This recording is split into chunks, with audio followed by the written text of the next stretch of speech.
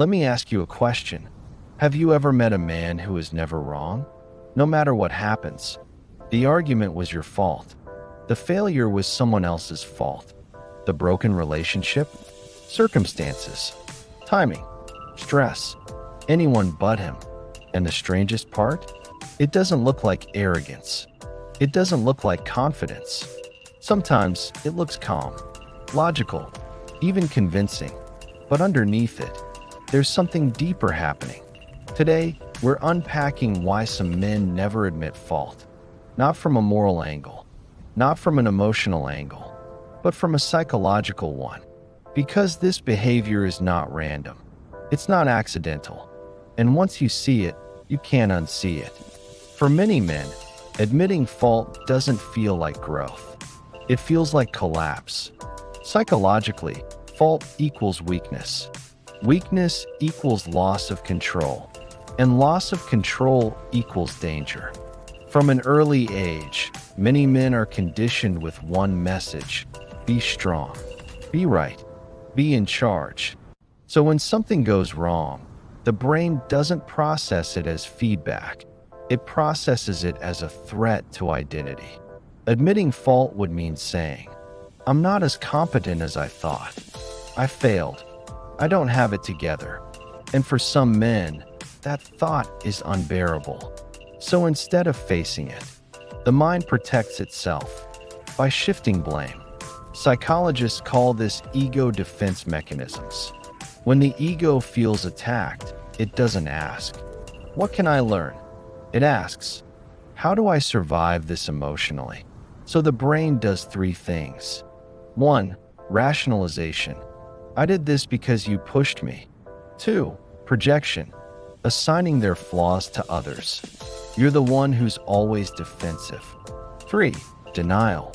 Rewriting reality itself. That's not what happened. To the outside world, it looks dishonest.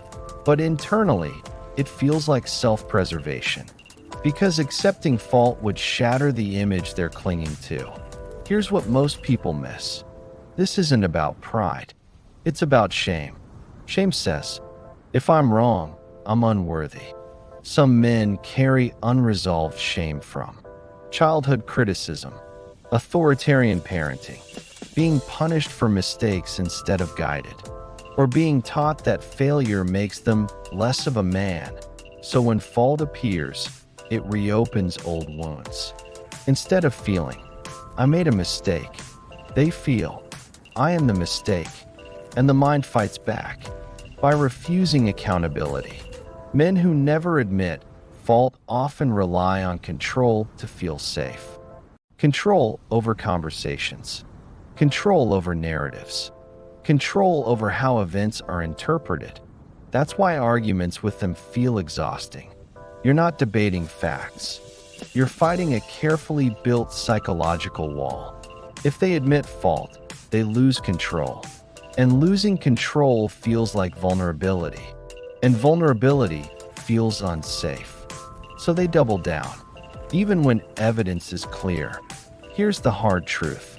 A man who never admits fault can never evolve. Because growth requires reflection. Reflection requires humility. And humility requires emotional safety. When blame replaces accountability, relationships stagnate. Trust erodes, respect disappears, and progress stops. Not because he lacks intelligence, but because his mind is busy defending an image instead of building character. Let's be clear, never admitting fault is not confidence. It's fragility disguised as strength. True strength is the ability to say, I was wrong, and I'll do better. That sentence doesn't weaken a man. It frees him. But freedom requires courage.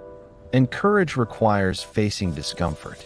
Something we'll explore deeper in the next part. So now you know, when a man never admits fault, you're not looking at power.